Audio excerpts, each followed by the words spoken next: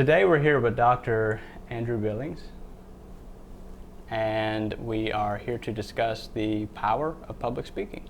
How are you doing today? I'm doing all right. Thanks for coming down to meet with me.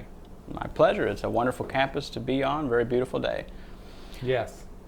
I want to start out just by asking you to tell us a little bit about yourself, your background, and how you got to here. Yeah, no, I grew up in small town Indiana, LaGrange, Indiana, and gradually have been working my way south. So I went to school at Indiana University, got all 3 of my degrees there, and I've been a professor for 20 years, 12 years at Clemson University in South Carolina, and 8 years now here at the University of Alabama.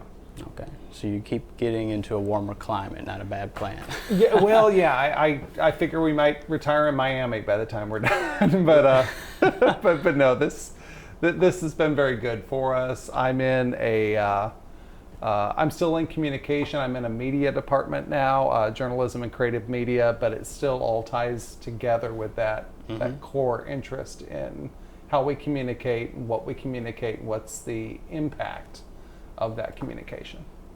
So what was the moment, the event, what the just general upbringing that led you to be interested in, for our concerns, public speaking, but in general, communication? Sure. Well, like I said, it was a small town. I went to Lakeland High School, and back then it had maybe 600 students, which, was combining a number of different towns into one just to get that.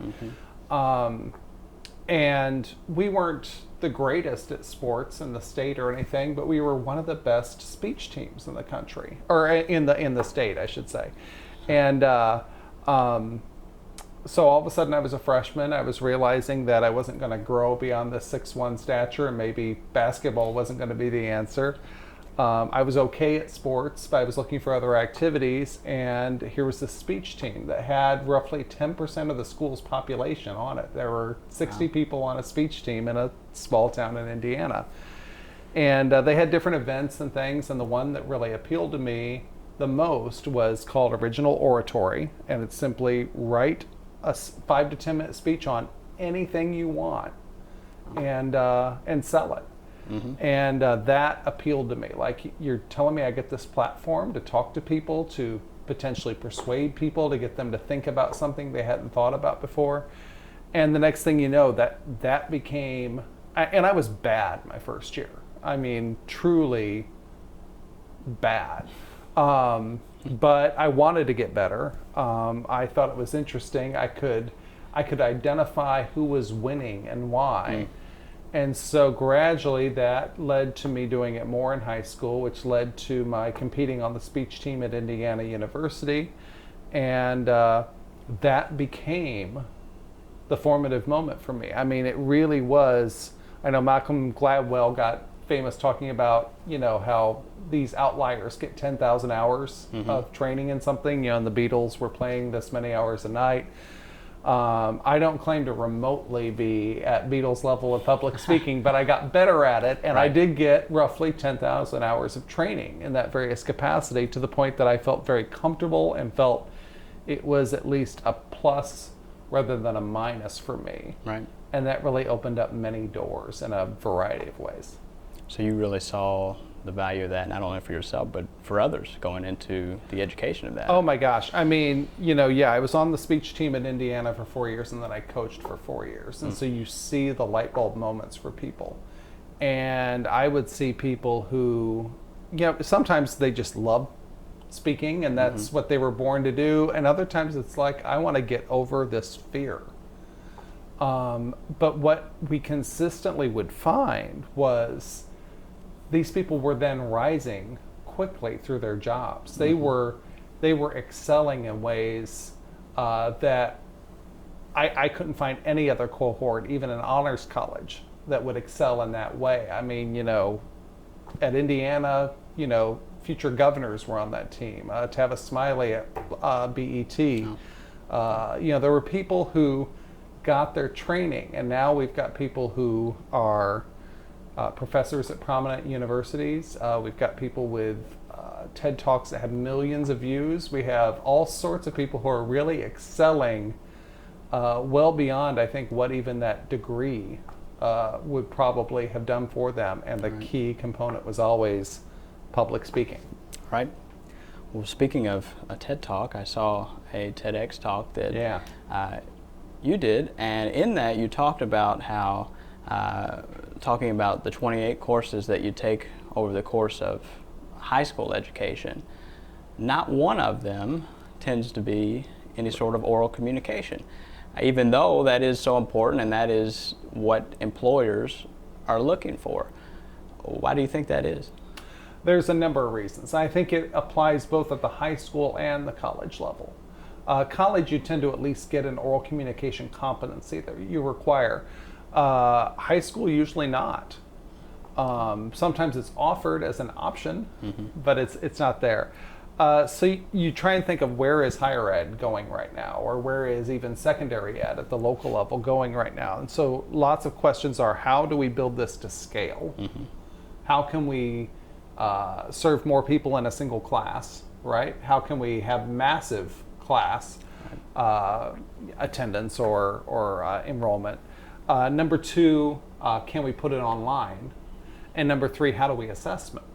Well, each of those there are some problems for public speaking. Number one, it's very hard to build it to scale. If a teacher decides, even in high school where they meet for, let's say, 45 minutes, 5 days a week, even if they have, 25 students in the classroom, what they're basically committing to, if they have, 6-minute speeches, is I'm going to take an entire week out of this just to do the speaking part, not even the training for the speaking part. And so it eats up a lot of time. You can't really build it to scale.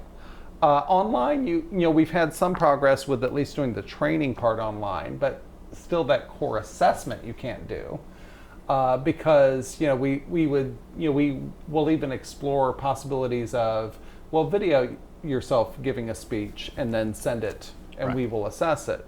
Well, there's a couple things there. It's still not generally in front of strangers. It might be in front of friends, and there isn't that one take nature of it. The fact that you could do this 25 times and take your favorite take is not the way you do a job interview. It's not the way you interact with most people. You get one shot, and even if you're inarticulate, as I'll be even in this podcast, at least you try to think there's more positives than negatives and leave an overall favorable impression.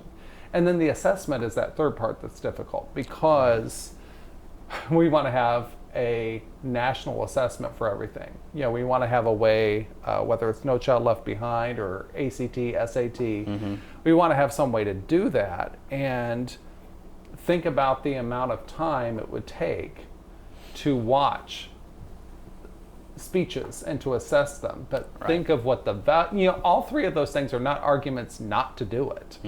They're arguments for why it'll be tough to do it. But no one's making that argument you shouldn't, or it wouldn't be a great idea.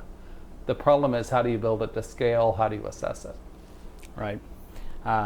Something that just came to mind, in my hometown of Louisville, Kentucky, Jefferson County Public Schools have started something called their JCPS Backpack Initiative. And with this, they talk about core competencies that they want from K through 12 students to carry with them to the next grade, sort of validate their progression forward and eventually through graduation. As they do this, at the end of each calendar year of school, they give a presentation to talk about these pieces. It's almost like a portfolio, but it's a little broader than that. It could be any type of project, not just writing. And they put on a presentation to really justify why they gained the core competencies that they had. Do you think that something like that could be sort of maybe a bridge from where we are now to this being a requirement to graduate, in sort of infusing that into the everyday what we're doing? I think that kind of thing is what you really need. You don't want recitations. Even if they get to write their own speeches, many times they're reading it word for word. So if they're integrating or applying it and saying, here's what I learned, and trying to build, persuading is a step more than informing in terms Right. of not just, okay, here's the issue, but here's what I want you to think, do, not do, whatever it is on that. And so if they're making a persuasive case, that can be very useful. And I guess on the flip side, when teachers say I'm losing this much class time, what we tend to find is they can do a lot of their grading while the speech is going on. So it's less take-home work. Right. So part of that can balance out in some ways. True. But yeah, I think anything that gets people up in front of an audience and trying to articulate, here's why I have value or here's what I have learned, is where we have to be. Because making a case for yourself is something that I think students are increasingly struggling with. You know, they'll have a great website, they'll have a interesting Instagram feed, whatever it is, and they lots of times falsely think, well, it's good, someone will just find it. Right. And no, you've got to be able to make the case, you've got to be able to sell it, you've got to be able to do that one-on-one type communication even that you get from conversations like this one.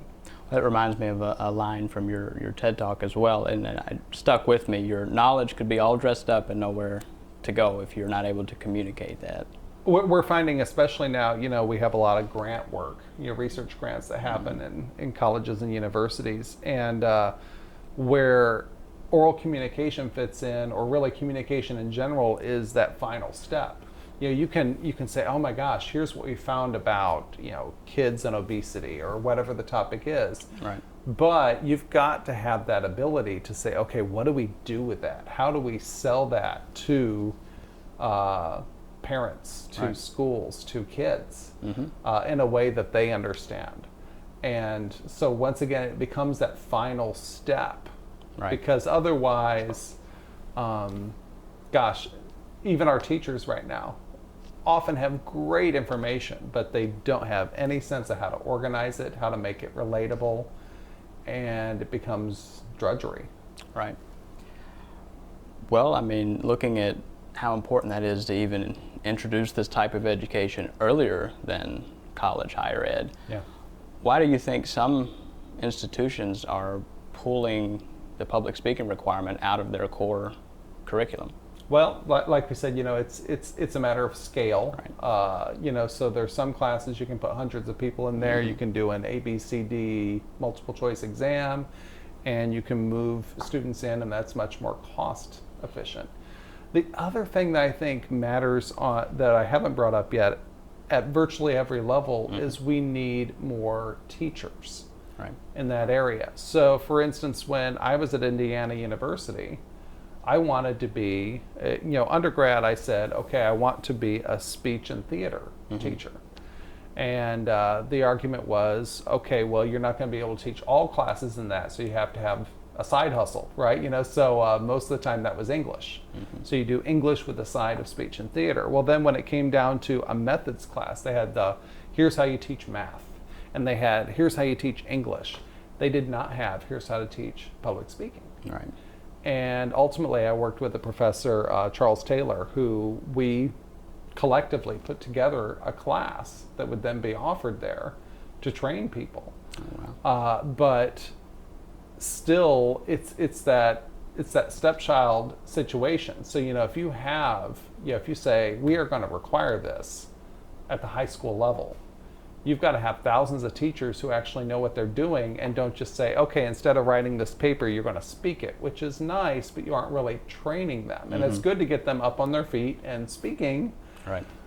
But ideally, to make it a positive experience, you talk about everything from how to organize your thoughts to how to persuade, to how to use visual aids, to how to have vocal articulation, so it's a positive experience as opposed to a dreadful one, which might make them never want to do this again. Right, which is what comes to mind when everyone thinks public speaking. Right, you know, if you don't give them any training and the teacher doesn't really know how to provide that training, it's kind of like, you know, a football team where the coach doesn't know how to draw up plays or tell people how to play positions. It's going to be horrible. Right. You're not going to like playing football. Or watching it. Right. So I think more and more people are thinking, well, I don't need that as much as I used to because I'm going to be behind a computer all day. Yeah, I mean, what we found, I think it was about 5 years ago, we saw a study that said 7% of all communication is online. And it just stunned people. I'm like, well, how often do you really place your restaurant order online? Yeah, we can do that now. That's true. And we couldn't before, but you're still largely ordering in person, and you're still trying to resolve a lot of your conflicts, hopefully in person. I guess there's this myth of digital efficiency that at least I've found lots of times. You can have 18 different text messages between you and a friend to ultimately decide, yes, I'm going to go out for tacos with you on Tuesday. And it would have just been easier to have a conversation. And that's why most people still do. Right. That's still why we find those things most meaningful. There are very few people who say, oh gosh, I remember that Friday night that we stayed up Snapchatting each other. Yeah. It tends to still be that the memories, the ways that we find meaning are through actual human interaction, and that's what we value. Right. Yeah. That's true. And you don't really necessarily think how public speaking can lead to improvement in communication across the board, interpersonally, and even right here doing a podcast interview. Oh, it's everything. It is. If you have a issue with your hotel reservation, do you feel comfortable Yeah. telling the hotel, here's my issue? Oh, yeah. I have had to recently, we've been working through some issues in our church. And so to be able to stand up and make a case for one side Right. is public speaking at its finest. It's being able to sit at a table and not it's not that how to win friends and influence people, but how to at least make my best case. So even if you disagree with it, you at least understand where I'm coming from. Right. And that's what we don't have in our politics a lot right now. That's the way we discuss a lot of things is very performative. And when people say they want to have a conversation about the issue, they don't mean they want to have a conversation. It means I want you to hear me. And that's not what public speaking or oral communication should be teaching. There's that feedback and that back and forth that hopefully we can train people to be more literate on that, both in media and outside of it. Right. So going off of that whether it is the majority or not, communication is changing. It's becoming more digital. You may, instead of being able to come and do an in-person interview like this, maybe you do a video conference. Right. Do you think the rise of these types of technology is changing how, especially the younger generations, are communicating day in and day out? Oh yeah, I think they are, and especially we talk about the attention span being minimized in a number of ways, and that's certainly true. Right. It makes it much harder than when you need to do something more extended. So I'll concede, for instance, and I do with my classes now, one activity I have my doctoral students do is they'll do a Skype interview with me. And they'll say, well, why not just do it in person? We're all right here. I'm like, well, chances are the company, is going to start with a Skype now because they don't want to go through the hassle. Invest the time. And the resources and all that until they know you can do that. It's amazing to some of them how long 20 minutes is. Oh. Just for a back and forth conversation because they're so used to, well, I post this on Snap or Leave whatever it out it is, there, and no one's going to watch 20 minutes, so I do 15 seconds. Right. So it's definitely a different mindset there. Right. But getting people comfortable with that, that not only does it not have to be something you flee from, but it's something you could enjoy. Right. That's a whole different battle. There's a lot of people who are like, I'd just like this to be tolerable. And that's a fine first step. But then actually, if you can say, gosh, I would like to have an actual conversation about this. This could be good. That's going to be more productive than trying to resolve something over email or text or any of that. When you get into that frame of mind, that's when you start to take that feedback and understand that it's a dialogue and you're not just throwing your side of the conversation out there. Right. You're not or you're not selling out. You're compromising. You're trying to come to some level of agreement. And I think there's more desire, just because we feel so uncomfortable with interpersonal disagreement in person, that we're apt to be a little bit more reasonable. Right. Than in our online persona or something like that. Certainly, I think we see that in our politics. To call one side a label or a name is one thing, but to do it to their face, right, is something else. And I think there's still something human about that can be a path forward when we feel very divided. Very true. Very good way of thinking about it. Yeah. So you mentioned being on the a competition team Yes. for speaking. Beside maybe something like that, or a formal course in communication, what are ways for the professional out there that wants to improve their communication and speaking ability? What are some things that they can do? Well, I mean, there's chances are there's more than just you. So you can cluster with friends, with whatever it is, and say we are going to work on this. There's still the group Toastmasters that get together and give speeches for each other, simply to try and get better as a group there. Educationally, there's a couple different strategies that people sometimes diverge on. So one is that formal oral communication class. We even diverge on that too, which I understand why, but there's the formal public speaking, stand up and speak, as opposed to, I want you to be able to articulate yourself, but you don't have to stand to do it. Right. Or it could be corporate communication that is oral in nature or something like that. There are different strategies beyond that too. For instance, in higher ed, there's different acronyms for things. So we have CAC, which is communication across the curriculum. There's WAC, which is writing across the curriculum. There's WID, writing in the disciplines. And there's CAD, which is communication across the disciplines. All of those can serve a good purpose here. You just have to think about what that purpose is. So the debate many times is, well, we're not going to require a public speaking class, say, of an engineer. We're going to require one of their engineering class to have oral communication as part of it. Right. I know when I was at Clemson University, for instance, I think it was architecture that had 3 courses that each were 1/3 oral communication. So it was like you got 10 weeks of instruction and then 5 weeks of how to put that in action. Right.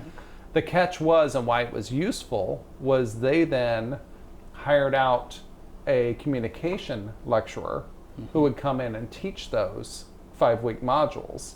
So you had someone with actual background expertise in communication, not just the subject at hand, to do it. And I think that's really where I come down on it too, is, my classes have math in them, they have writing in them, whatever it is. I would never make the argument that they should replace a core math requirement or a core English requirement or something like that. No, we're trying to synthesize this in some way. Right. So you want to have a base, and I think it's important to take it early, whether it's public speaking or oral communication in some form.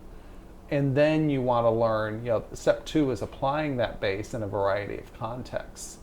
I don't think it's even unreasonable. Here, for instance, we have public speaking and we have advanced public speaking. Now, many times people think that means advanced public speaking is for the people who are really good at it. But really, it's basically public speaking too. And it's for people who want more of it. And that really helps set you out.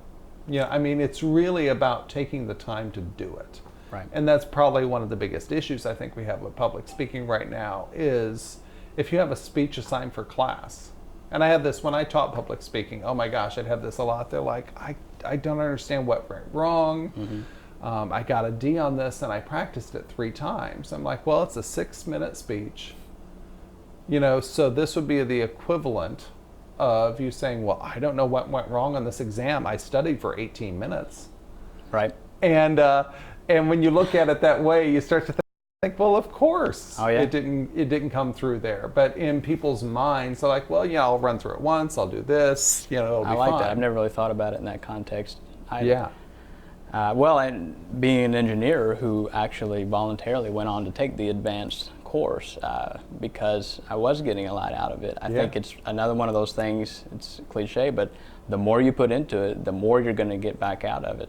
The actual doing it is what matters. I mean, there was one category I remember in high school competition that was radio, which was, and I forget, I never did it, but each round was something different. Like once it was you read an editorial, and once I think it was a commercial. And it was basically training for radio, and you would be alone in a room, and your judge wouldn't even know what you looked like. They'd just hear your voice. Oh, wow. And you'd be handed that editorial to read on the spot. And tons of people would do it because it sounded fun. But the same person was winning every week. And then I asked someone, what was going on there. Everyone else was too embarrassed, I guess, to be in a room full of other people and to read theirs out loud. This guy was speaking out loud to a wall immediately, as many times as he could, to the point that for him it was like, from the time he got it preparing, he was doing it for the 14th time, where someone else was reading it out loud maybe for the second. Right. And there was no comparison.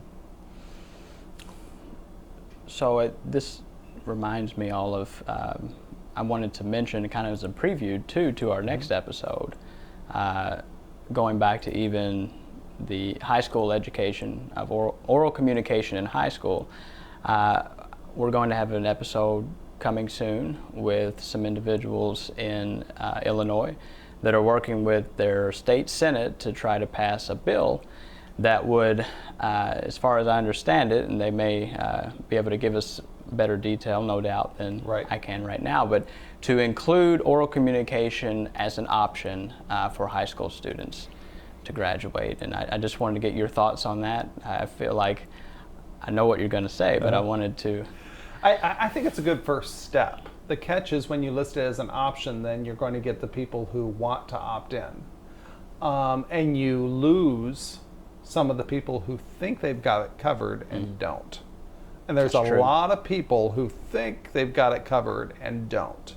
I still remember when we were lobbying for oral communication to stay in general education at Clemson. There was a professor in the hard sciences arguing against it, and he stood up and said, all I needed to learn about oral communication, I learned in the back of a 57 Chevy. And he just proved his point for us that he thought he was a great communicator, and here he was doing something completely inappropriate for the circumstance, showing he didn't have the communication skills he needed. So no, I think it's great if Illinois is looking at doing that. You've got to make sure you've got the teachers who are, have a curriculum that they're trying to advance with it, because it might be that they weren't trained in public speaking in college. But it's a great first step, and boy, can you imagine if you got to the point where every single student in a given state had to have an oral communication course. I think that becomes the laboratory for the nation. If you say, why is it that these students from this school or from this state always seem to be doing well here? Right. And you can start to say, maybe it's that. I remember, this was maybe 15 years ago, back when laptops were not standard for everyone. And I think it was the state of West Virginia that said, okay, we're going to put a laptop in the hand of every, I think, sixth grader or older. Digital literacy went way up, and all of a sudden then, that notion of West Virginia not being in touch with innovation or technology started to get thrown out the window. And there were a whole lot more people who were a step ahead in a variety of ways. That's what Illinois could do with oral communication. That's what, imagine if there were a university that said, we don't care that we can't scale it, but we're going to require not one but 2 oral communication courses of every single student. Right. Or we're going to do a true communication across the curriculum, and we're going to make sure that they have oral communication requirements in a variety of contexts. Lots of schools piecemeal that a little bit, but to truly have it infused, where you just say, "Oh, I know what goes on there," right? Where people know. For instance, I work in sports media now. people know, hopefully, if an Alabama person's in the stack, like, okay, they come in with the following skill set, but Syracuse or Northwestern, those are schools that are known for, oh, okay, we know they're getting the skills they need, we know they can thrive in this environment. Same thing could happen for oral communication. Very interesting to think what the possibilities could be on a broad scale like that. It sounds old school, and yet it's incredibly new school when you really look at it. The more things move to technology, the more vital the non-technology parts become, because they become harder for people to do. There's a whole lot of teenagers right now who go out with friends and don't know how to talk as a group, and they sit, there'll be 4 13-year-olds sitting at a table each looking at their phone rather than talking to each other because they aren't quite sure what to do. Right. We gotta have that. I don't think constant screens for all our communication is the future. We still have to have that human connection. Well, that may be what you'd like to leave, but I was going to ask you as we wrap up here, is there anything you'd like to leave with our audience here? And there's students in the audience, there's other educators in the audience, professionals. I think it's simply that notion. I guess I mentioned this in the TEDx talk. I do think public speaking is the magic bullet. I really do think, for that parent who is trying to find a way, how does my child stand out? How do you in a group where 4.0 GPAs are all over the place, how do you really stand out and get that job or that promotion or that scholarship? And the answer is public speaking. Can you get in a room and articulate yourself? What do you value? What matters to you? If you can do that, I don't care what the field is, I think you've got a really bright future. You can open doors. Absolutely. As for me. Well, I really appreciate your perspective and hearing your story, and thank you for taking the time out to speak with us. Happy to do it. It's been my pleasure. All right. Thank you. Thanks, Tyler.